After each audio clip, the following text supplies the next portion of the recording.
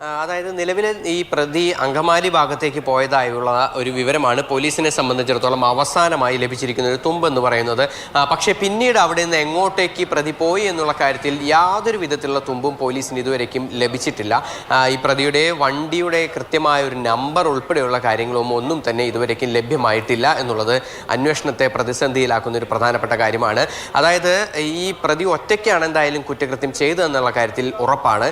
പക്ഷേ അതിനുശേഷം ഏത് രീതിക്കൊക്കെ പോയി അതിന് എങ്ങനെയായിരുന്നു ആസൂത്രണം എന്നുള്ള കാര്യങ്ങളൊന്നും തന്നെ കൃത്യമായ ഒരു വ്യക്തത വന്നിട്ടില്ല. അതായത് അങ്കമാലി ഭാഗത്തേക്ക് പോയി എന്നുള്ളത് മാത്രമാണ് ഉള്ളത്. അതിൽ പക്ഷേ CCTV ദൃശ്യങ്ങൾ, വഴിയിലൂടെയുള്ള CCTV ദൃശ്യങ്ങളൊക്കെ തന്നെ പോലീസ് പരിശോധിച്ചു വരികയാണ്. കൂടുതൽ ഏതെങ്കിലും തരത്തിൽ ഈ പ്രതിയുടെ മുഖമില്ല. നേരത്തെ DIG ഹരിശങ്കർ പറഞ്ഞ പോലെ പ്രതിയുടെ മുഖമില്ല, ഏത് ഭാഷ ഇല്ല, ഏത് നാട്ടുകാരനാണ് എന്നുള്ള ഒരു കാര്യമില്ല. അങ്ങനെ ഒരുപാട് ചോദ്യങ്ങൾ പോലീസിന് മുൻപിലുണ്ട്. അതിനൊക്കെ തന്നെ ഉത്തരം ലഭിക്കേണ്ടിയിരിക്കുന്നു. പ്രത്യേക അന്വേഷണ സംഘം രൂപീകരിച്ച് വിവിധ സംഘങ്ങളായി തിരിഞ്ഞ് ഊർജിതമായ അന്വേഷണം പോലീസിൻ്റെ ഭാഗത്തുനിന്നും ഉണ്ടാകുന്നുണ്ട് എന്നാണ് അന്വേഷണ ഉദ്യോഗസ്ഥർ വ്യക്തമാക്കുന്നത്. പക്ഷേ അതേസമയം തന്നെ മണിക്കൂറുകൾ പിന്നിടുകയാണ്. പ്രതിക്ക് എത്രത്തോളം ദൂരേക്ക് ഓടിപ്പോകാൻ കഴിയുമോ അത്രത്തോളം ദൂരേക്ക് പക്ഷേ ഓടിപ്പോകാൻ കഴിയുന്നൊരു സാഹചര്യം ഇപ്പോഴത്തെ സ്ഥിതിയിൽ ഉണ്ട്. കാരണം പ്രതിയെ സംബന്ധിച്ചുള്ള കൃത്യമായ വിവരങ്ങൾ, അതായത് പ്രതി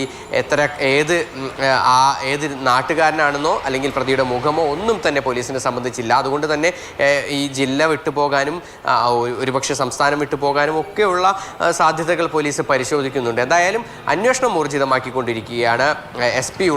റൂറൽ SP ഉൾപ്പെടെയുള്ള അന്വേഷണ ഉദ്യോഗസ്ഥർ ഇപ്പോഴും ചാലക്കുടി പോലീസ് സ്റ്റേഷനിൽ തന്നെയുണ്ട്. DYSP ഉൾപ്പെടെയുള്ള സംഘം ഇവിടെ തന്നെയുണ്ട്.